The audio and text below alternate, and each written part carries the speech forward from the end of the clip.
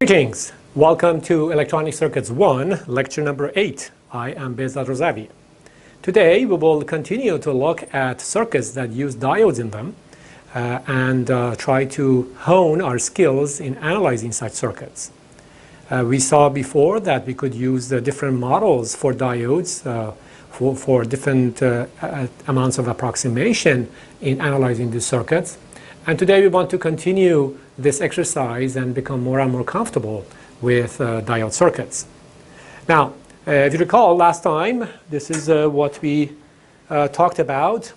We said that a diode can have one of three models: the actual exponential model, this black curve here, which is relatively accurate but cumbersome in analysis, or the constant voltage model, which is less accurate but is easier to analyze, and finally a very coarse model, namely the ideal diode model, which turns on only if the voltage wants to become positive rather than if the voltage wants to pass a certain amount VD on.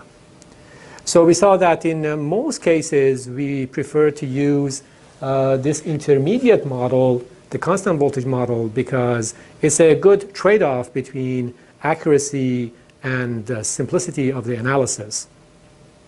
Now we also looked at one example application of diodes, and we saw that if we have the line voltage at 110 volts or 220 volts and we want to produce a DC level of some amount, 5 volts, 10 volts, 20 volts for, let's say, a laptop computer, then we have some operations to perform to get there.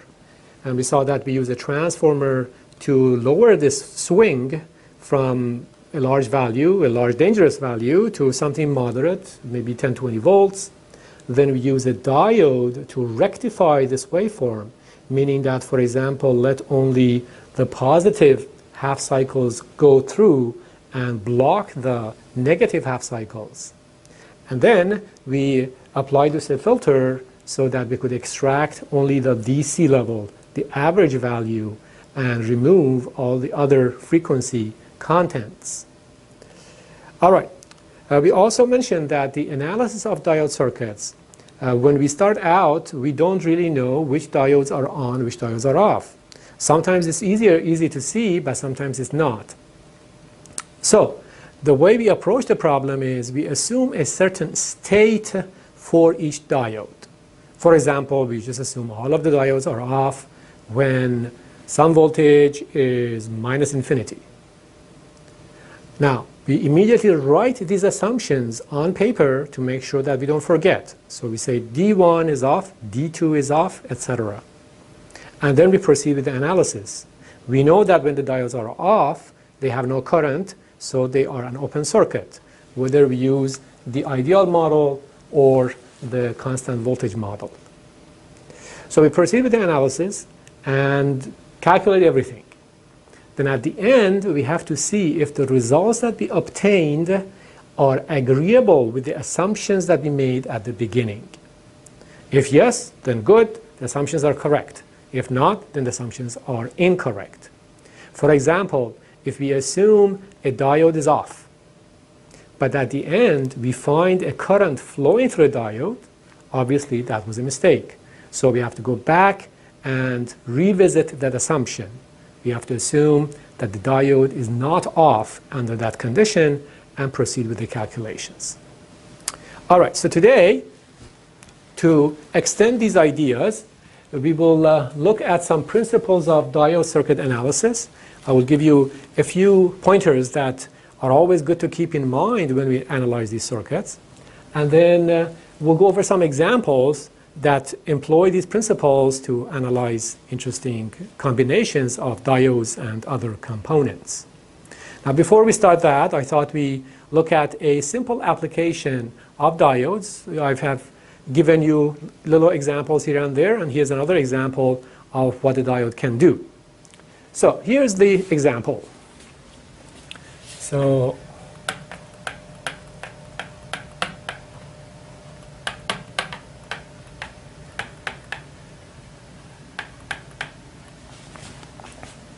all right, let's suppose that we have a Bluetooth device that runs from 1.6 volts. So here's a Bluetooth device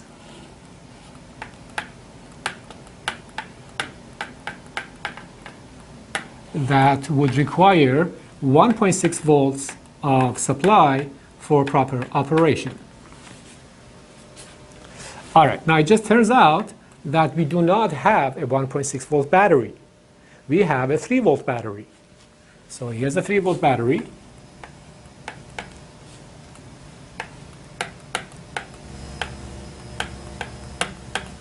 And the question is, how do we connect this battery to this Bluetooth device so that the Bluetooth device is happy? Well, I cannot connect it directly because it will probably damage the Bluetooth device. The voltage is too high. What can I do? Well, maybe I can use a resistive divider to attenuate this 3 volts to 1.6 volts. But there's a better approach, and that approach incorporates diodes. Well, what does 1.6 volts remind us of? Well, it's 2 times 0.8 volts, and we know that diodes typically have a forward bias voltage of about 0.8 volts. So perhaps if I take 2 diodes and put them in series and forward bias both of them, I can obtain a voltage of 1.6 volts. So this is what I will do. I'll take 2 diodes, like so, and I would like to create about 1.6 volts from here to here. Of course, by making sure that they are forward biased, they have a current flowing this way. And then, once that happens, I connect them to the Bluetooth device. The only question is, how do I bias these diodes? How do I make sure that they actually are on and are in forward bias? Well, again, I cannot connect these directly to here, because if I have just a wire here and a wire here, then I have 3 volts here, 3 volts here, 3 volts here, I damage the device. So I have to have some component between these 2 points to sustain the remaining 3 volts minus 1.6 volts, 1.4 volts. So for that, I will add a resistor here. Okay, so resistor R1. All right, so now let's see what happens. Well, if you like, you can actually simplify the problem by first not connecting the Bluetooth device and see what's going on here. Well, we have a positive voltage, a resistor, 2 diodes. The diodes are forward biased. With typical currents that we have, each diode has about 700 to 800 millivolts. So this total voltage is about 1.6 volts. All right. Okay, so that's good. Now, why do we have 2 diodes instead of a resistor? Why is this better than using 1 resistor here and 1 resistor here? Well, that goes back to the property of diodes that we mentioned. We said that the current through a diode is an exponential function of the voltage. The current is an exponential function of the voltage. It's a very strong function. Conversely, the voltage across a diode is a logarithmic function of the current, as you can see here.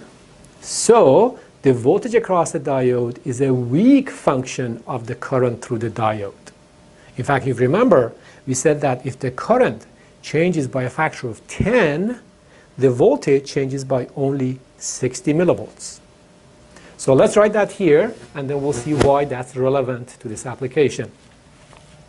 So the voltage across each diode is a weak function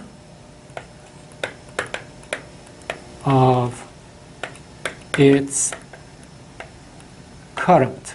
Of course, we are talking only in the forward bias region. All right.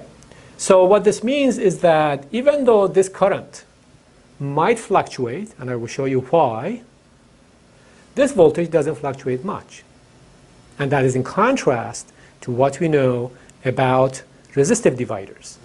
If we have a resistive divider instead,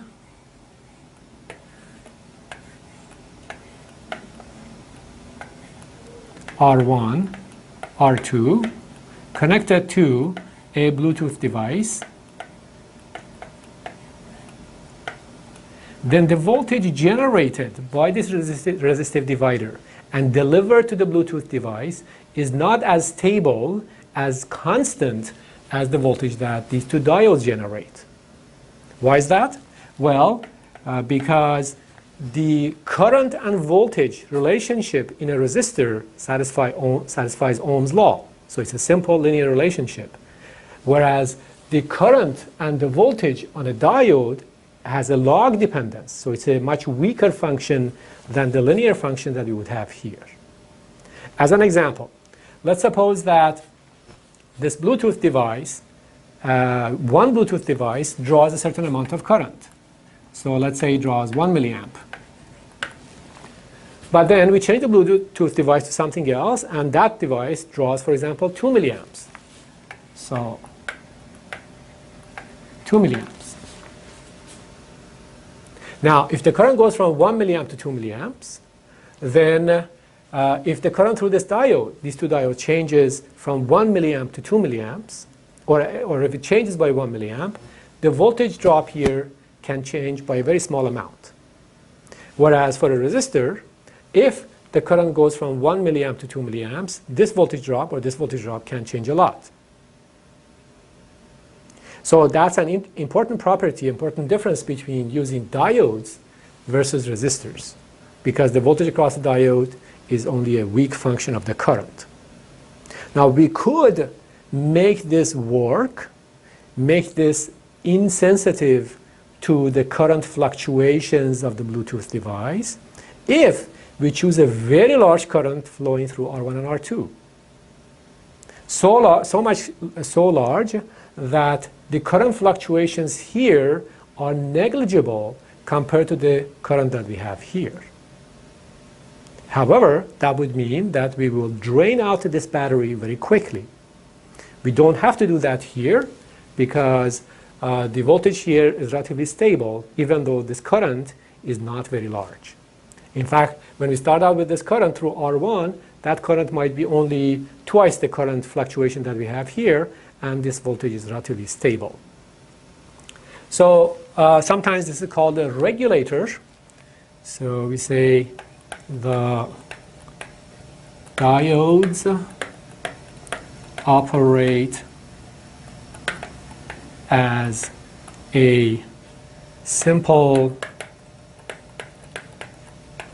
voltage regulator.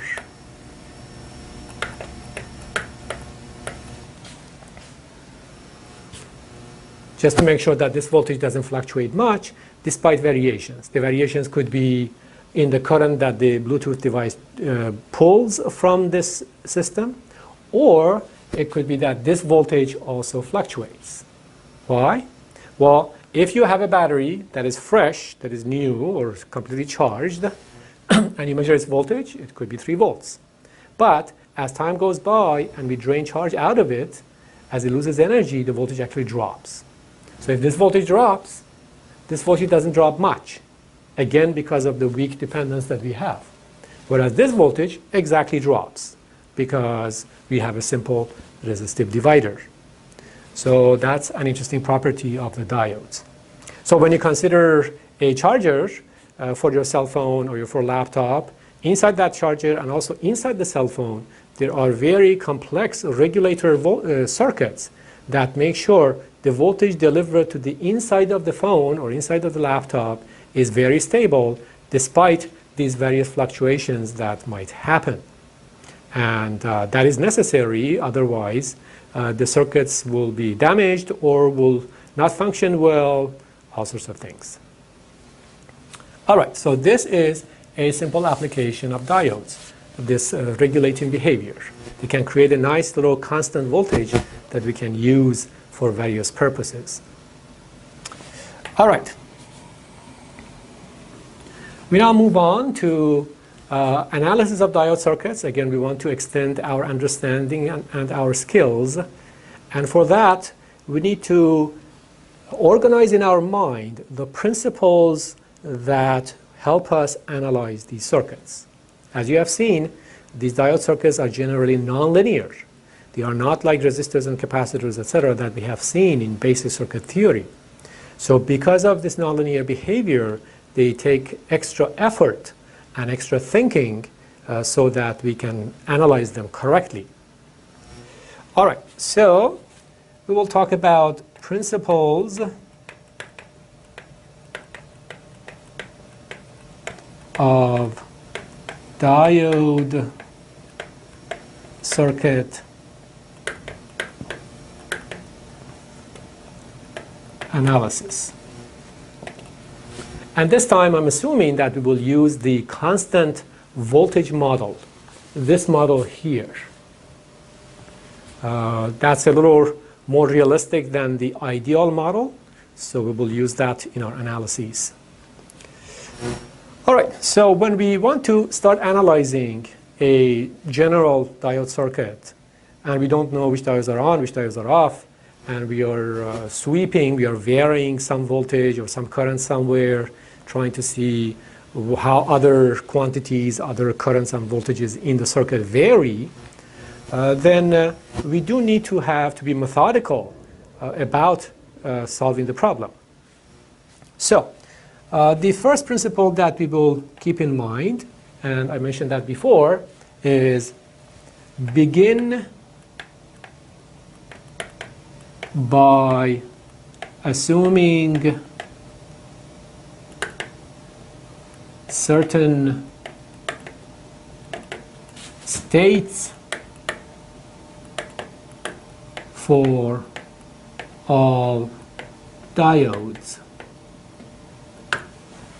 meaning diode number diode D1 is on, for example, diode D2 is off, etc. Now we can make this completely arbitrary. We can say, I just assume all of them are off. That's fine, nothing wrong with that. But if you want to reduce the mathematical labor that follows, you can look at the circuit for a little while and try to make an intelligent guess about which diodes might be off, which diodes might be on. It's just a guess. It's fine. You can proceed with that guess. If it's wrong, it's okay. At the end, we will discover that it is wrong. But it's better generally to look at the circuit first before we make an assumption about the states. So notice that in these analyses, I usually say the diodes are on or off. I don't say they are forward biased or reverse biased. And the reason for that is that when we have a constant voltage model, well, do we call this forward bias or reverse bias? It's a little tricky, right? You might say this is reverse bias because we have no current.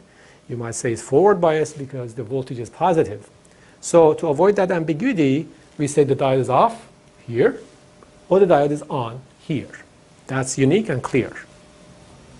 Okay, so we assume a certain state for each diode. And we immediately write these states on paper to make sure that we don't forget later. Then we say check the final results against these assumptions.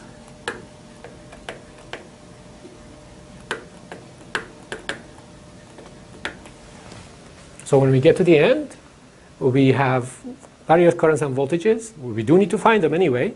And then we come back and say, all right, I assume diode D1 is off. Is the current through D1 0 or not? If it's 0, good. If not, we have a problem. I assume D2 was on. So it must have a current. Is there a current through D2 or not? And not only that, there's one more thing we have to be careful about. So that takes me to principle number 2. All right. So again, let's focus on the constant voltage model of the diode. We say if a diode is about to turn on or off is about to turn on or off, meaning it is right here. It could be off, it could be on, right at this corner. So if the diode is about to turn on or off, it must sustain a voltage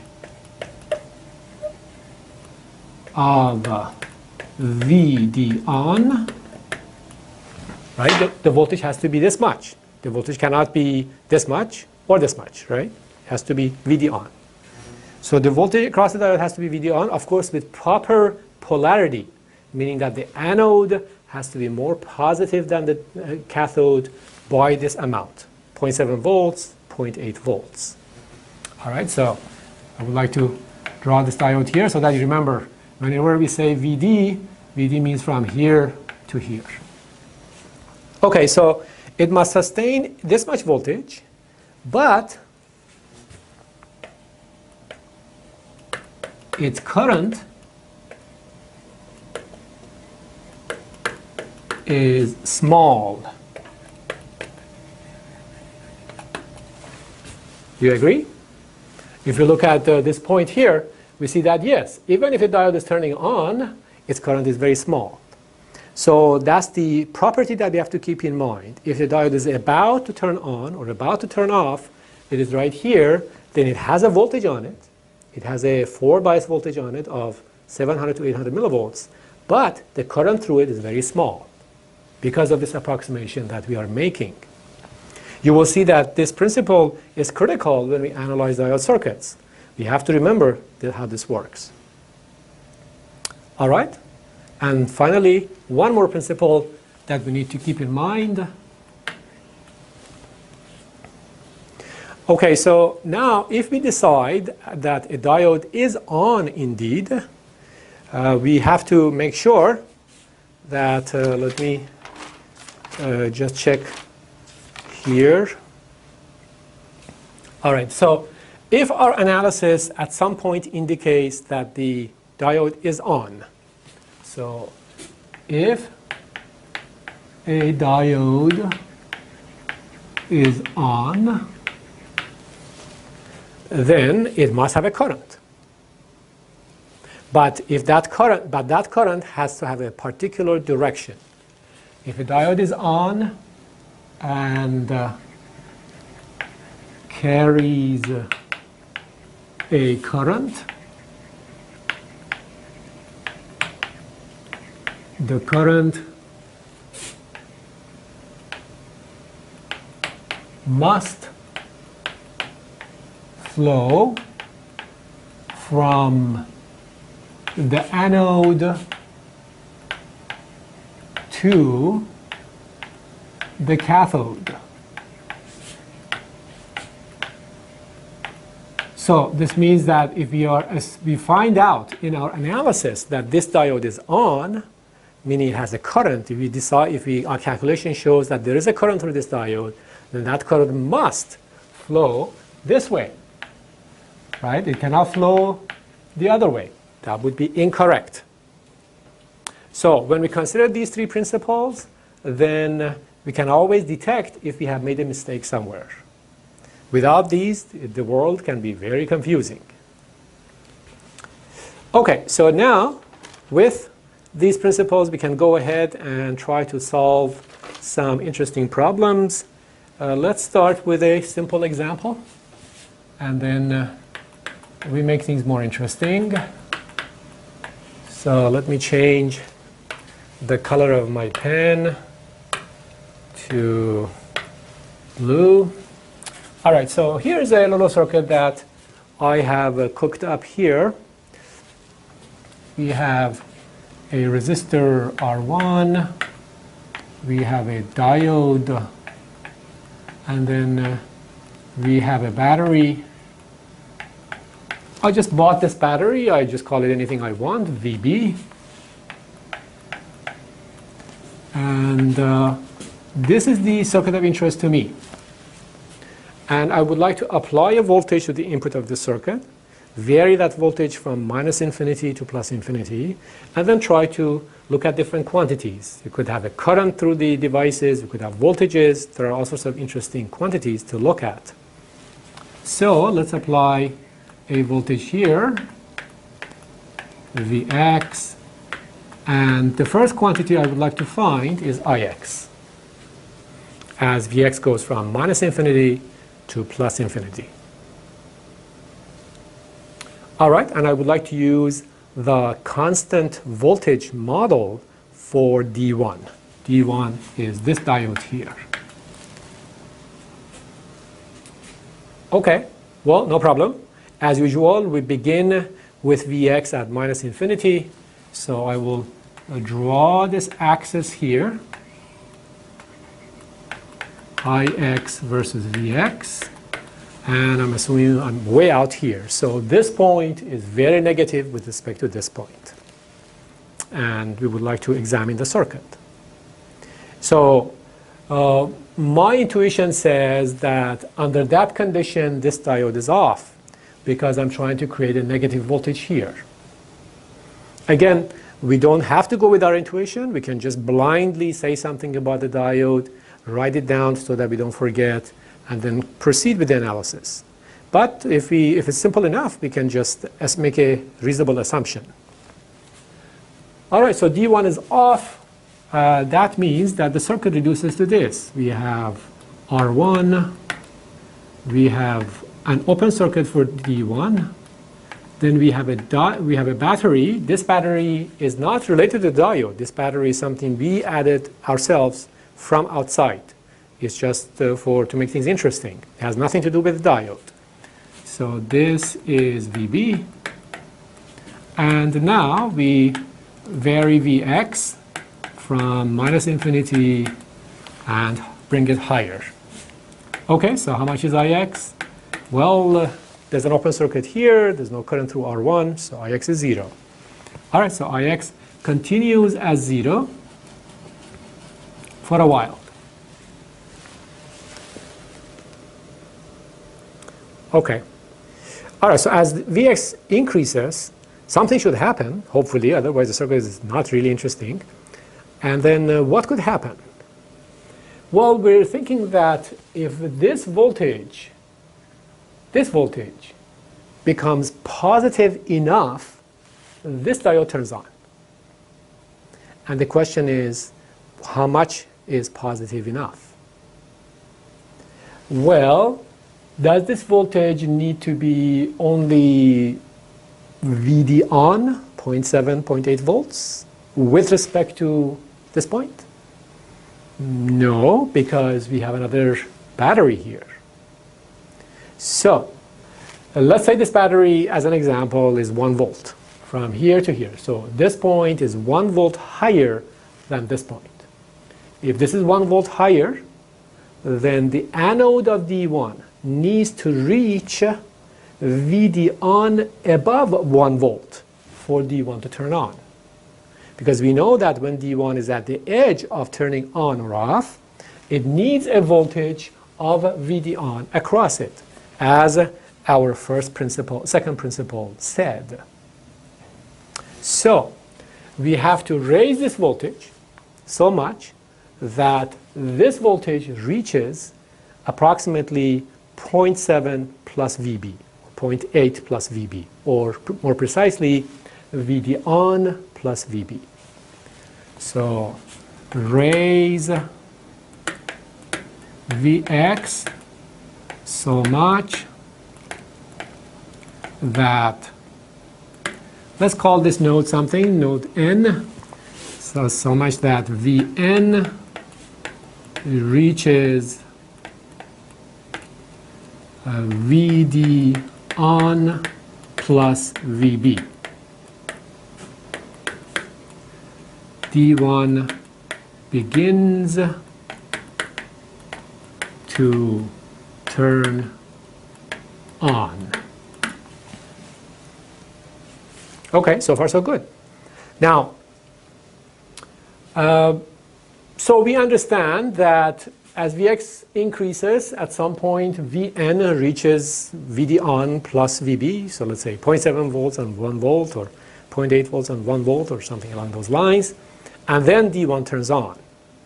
Now the interesting question here is, if this voltage is this much, how much is this voltage? So think about that for a second. All right, so we are raising Vx from negative values, and we're moving forward, increasing. And we have reached a value for Vx that gives us a Vn equal to Vd on plus Vb. Now, the key to finding the value of Vx for this amount is to remember that if D1 is at the edge of turning on, if it's at the edge of turning on, right here, its current is very small. That was also this principle. We said if a diode is about to turn on or off, it must sustain a voltage of Vd on, but its current is small. So because we are right here, so even though D1 begins to turn on, even though D1 needs a voltage of Vd on across it, its current is still very small because we are right here. So since the current through D1 is still small, that means that the voltage drop across R1 is also small. Voltage drop across R1 is small. How small? Well, we can make it arbitrarily small. I can say I am setting 1 microamp above 0. So this current is only 1 microamp. If this resistor is 1 kilo ohm, this voltage is 1 millivolt. So it's small enough, right? Okay. So now, does this tell us how much Vx is? Well, we know that this voltage is Vd on plus Vb. We know that this voltage is very small, close to 0. And we know that this voltage is equal to this voltage plus this voltage, KVL, right? This is equal to this plus this. So if this is close to 0, Vx is close to Vd on plus Vb. So the value of Vx that places D1 at the edge of turning on, meaning right here, is given by Vx is equal to Vd on plus Vb. So to avoid confusion, we will call this, for example, Vx1, so that we remember this is only one value of Vx. And it is the value that places a diode at the edge of turning on. All right, so how much is that? Well, some amount, maybe if Vb is plus 1 volt and this is 1.8 volts or something. So we just continue until we reach Vx1. And when Vx1 is that much, the diode has turned on. Okay, that's very good. All right, now what happens next? Well, from here on, the diode is on, so we have to redraw the circuit with the equivalent of the diode. We know that when the diode is on, it can be replaced by a short circuit in series with a battery. So right around here, the circuit reduces to this. We have R1, we have our diode. So again, I draw a switch that is turned on and a battery for the diode, which is VD on. And then I have the old battery, VB, and then I have Vx.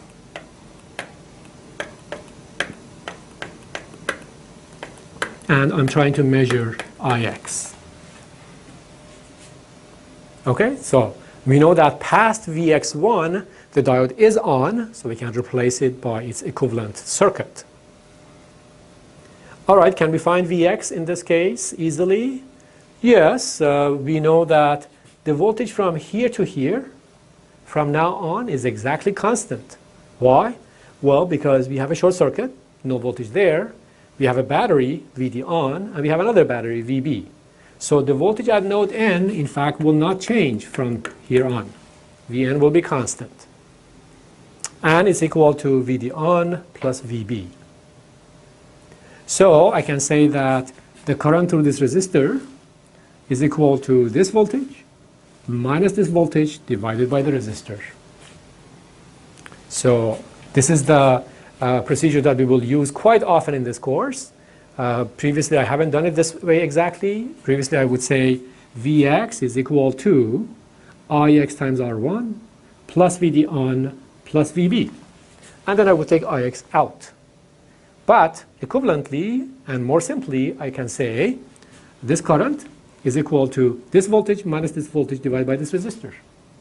And when I say this voltage, I mean this voltage with respect to here. And when I say this voltage, I mean this voltage with respect to the same point. So this voltage minus this voltage divided by the resistor is this current. So we say Vx, so we say Ix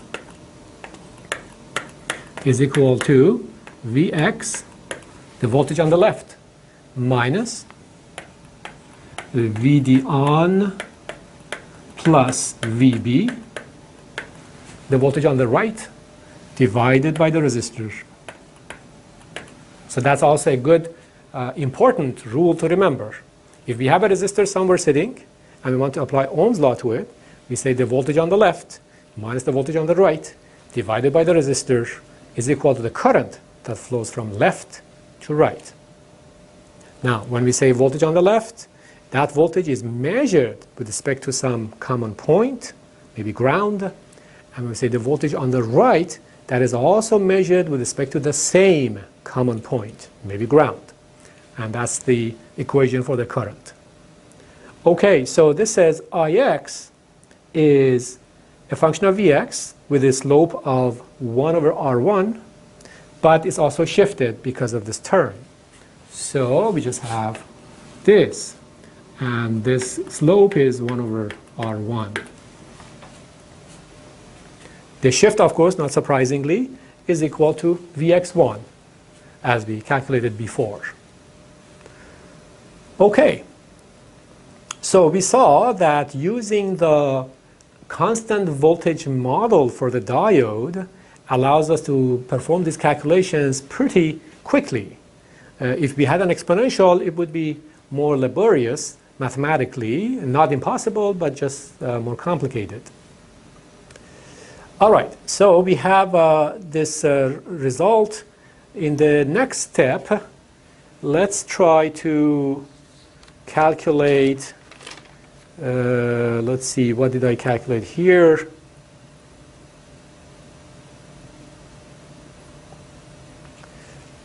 All right, let's calculate this voltage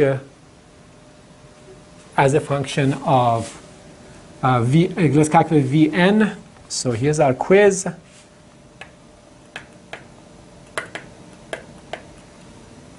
Plot Vn as a function of Vx. Vn is the voltage that we measure from here to here, as Vx goes from minus infinity to plus infinity. So I will give you 90 seconds to take these results and quickly find Vn.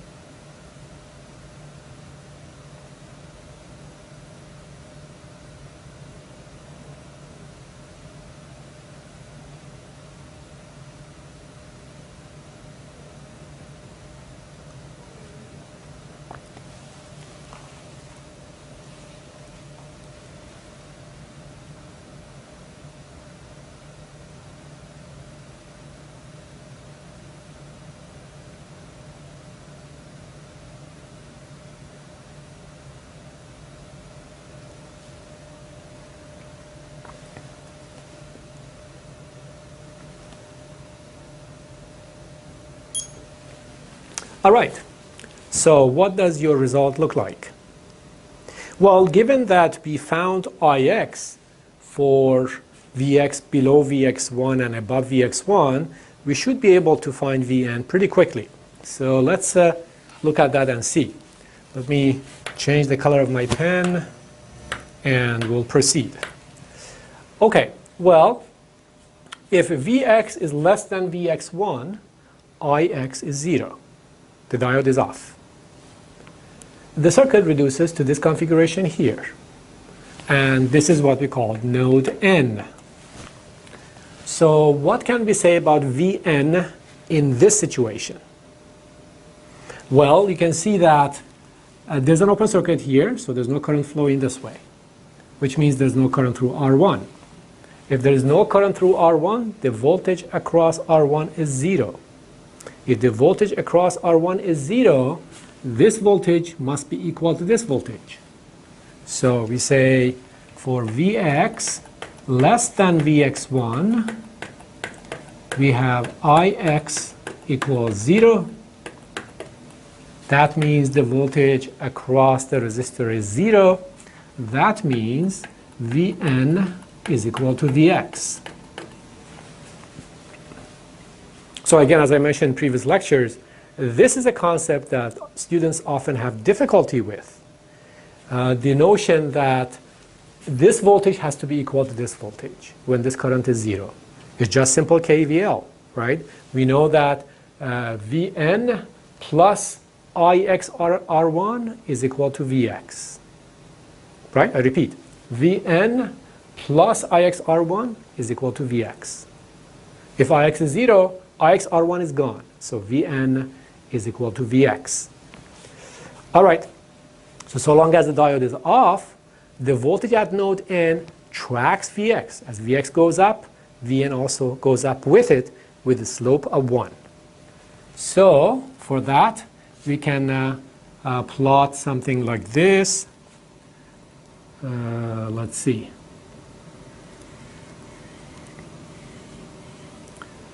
So that is the plot of, actually let me draw a new plot because I don't want these two plots to get confusing. So let's erase this and draw a new plot. So here's our plot of Vn versus Vx. And remember that Vx1 is somewhere around here. So we know that below Vx1 we have Vn equals Vx. So we start with a slope of 1. When Vx is 0, Vn is 0. So we do go through the origin. And this continues up to here. And the slope is 1. So it's very simple, right? As long as the diode is off, this Vx goes to the output. The input goes to the output if you consider this node as an output node. So now what happens after the diode turns on once Vx goes past Vx1? Well, the circuit reduces to this. And if you remember, we said that Vn is fixed from now on. It's pinned. Is equal to 1 diode drop plus Vb. Sometimes we call this a diode drop, Vd on. So about 700 to 800 millivolts. So we have 1 diode drop plus Vb, and that is fixed. So past this point, we have 1 diode drop, and that is a fixed amount. And this diode drop, as you know, 1 diode drop plus Vb, so that is equal to Vd on plus Vb. That is the voltage that we measure right here. Okay, that's this voltage here.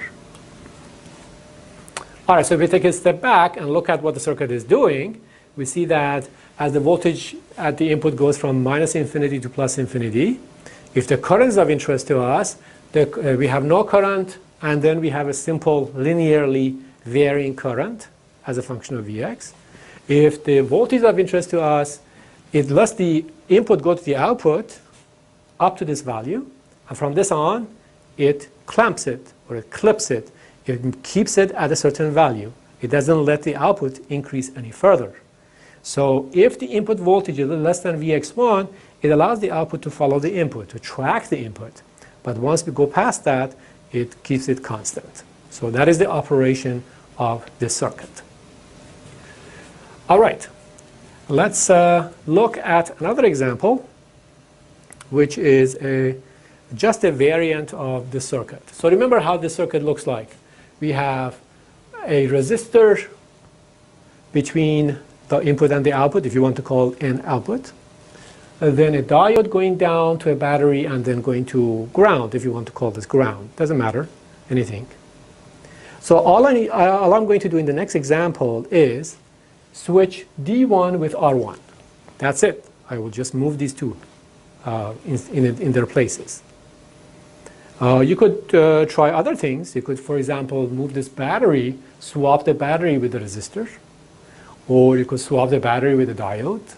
There are also some interesting variants of the same circuit, even though it's so simple. So let's go ahead and build another circuit with the diode and the resistor swapped. So for that, we go to the next page and see what we get.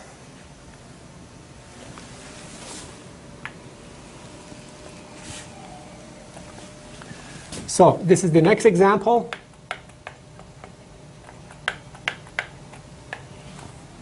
I have a diode D1, then I have a resistor, and then I have a battery. And I apply a variable voltage here, Vx. And in the first step, I would like to find the current Ix. We call this R1, and we call this battery VB.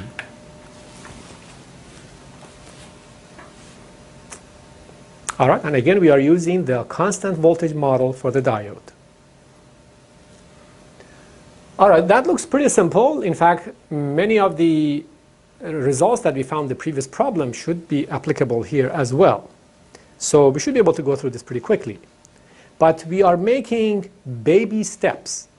We want to learn how to walk before we run. We want to get comfortable with very simple circuits before we make them more complex. And that's why we gradually play with these configurations, move one device from here to there, and analyze them again. This is something you can do on your own as well. You can swap this guy with that guy, or that guy with that guy, all sorts of things, and analyze each of them. Don't be afraid of analyzing a circuit. Don't be afraid of making the wrong assumptions. The circuit will not bite you. So you're free to make any assumption you want and proceed, so long as you can carefully interpret the final results and see if they agree with your assumptions. Otherwise, be brave and analyze them. All right, so as usual, I will draw my axes here. And I am interested in Ix as a function of Vx. Okay, so again, I'm thinking that if Vx is very negative, this point is negative with respect to this point, this diode is probably off. So I will keep that in mind, and I will proceed and see what happens. So somewhere around here, if Vx is negative enough, I'm thinking that the diode is off. So this is what we have. We have an open circuit for the diode. We have a resistor. We have a battery. And we are applying Vx. R1 here, and then VB. And this is Ix. Well, Ix is 0. It's an open circuit, no current flows. So Ix is 0, no problem there. At what point does the diode turn on? So that's the tricky part, and that's why we need that second principle. The second principle says, if the diode is about to turn on, it requires a voltage of VD on across it. And of course, VD on is from this side to this side, positive here, negative here. It needs that much voltage. But the current through it is very small. So the value of Vx that causes D1 to turn on is found as follows. We say we have a voltage here, VB. Then we have some voltage here, and then we need VD on across this. So we call that Vx1 again, and we see that Vx1, the voltage necessary to turn on the D1 is given by VD on, because we know for the diode to turn on by a small amount, it needs a voltage of VD on, plus this voltage. How much is that voltage? Well, for now, let's just say Ix goes this way, so the voltage from here to here is Ix times R1. So let's just write that here for now. And then finally, we have this voltage, VB. Okay? But we know from the second principle that two things are happening with a diode. Number one, its voltage is approximately equal to VD on because it's about to turn on. And number two, the current through the diode is very small. So if the current through the diode is very small, this is very small. So we see that Vx1 is still equal to VD on plus VB, just like the previous example. So we come here, identify Vx1, and mark it here. Okay, so very similar to the previous example, pretty easy. All right, so now what happens? As we go past Vx1, we are thinking that the diode will turn on. Okay, now when the diode turns on, this equivalent circuit changes. So over here, our circuit looks like this. We have Vx. The diode is now replaced by a short circuit and a battery. So here's our little short circuit. And then we have a battery, VD on, and then we have resistor R1, and then we have the other battery, VB, and then this goes back here. Let me erase this extra line that we got here. So that is the equivalent circuit after Vx1, when the diode has turned on. Okay, what are we looking for? We're looking for the current that flows through this branch, through this loop. Can we find that current? Sure. What we do know is that Ix flows through the short circuit, through the diode, through the battery of the diode, through R1, and through VB, and then comes back. So the voltage across R1 is given by Ix times R1. Now I can write a KVL. I can say this voltage is equal to this voltage plus this voltage plus this voltage. So we can say Vx is equal to VD on plus Ix R1 plus VB. Right? It's a simple KVL. Okay, so we should be able to find Ix from here. And that tells us that Ix is equal to Vx minus VD on plus VB divided by R1, which is the same as what we found in the previous example. So it's just a linear change with a slope of 1 over R1 starting from Vx1. It's offset, it's shifted because of this term here. Okay, so that's interesting. The current of this circuit happens to be the same, happens to have the same behavior as the current of the previous example. Why is that? Well, if we have a series combination of two terminal devices and we swap these two terminal devices while they are still in series, we cannot tell the difference in the current that flows through them. So let me elaborate. If you have some two terminal devices in series, whatever they are, They can be linear, nonlinear, battery, resistors, etc. Okay, and these are in a box. So let's call this 1, 2, 3. And for example, we're trying to measure this current as a function of this voltage. If we go ahead and swap these around while they are still in series, what we see from outside doesn't change. So that is exactly the same as if we had, for example, 2 here, and then 1 here, and then 3 here. It would be the same thing. In other words, if I put these in a black box in this form, and I give them to you, there is no way that you can tell the difference between this box and that box, because that's the property of series two-terminal devices. And that's why this circuit and the previous circuit have the identical behaviors in terms of Ix as a function of Vx, because all we did was swap R1 and D1, and all these three are in series. Okay, so far so good. Now, in the next step, let's try to find Vn again, this voltage, as a function of Vx. Why? Well, because we are trying to improve our skills. It doesn't mean that Vn is a very good voltage, a very exciting voltage, it's something that solves the world hunger problems, but it helps us understand the circuit, it helps us hone our skills in analyzing circuits. All right, so let's try to find Vn now. Okay, so Vn versus Vx.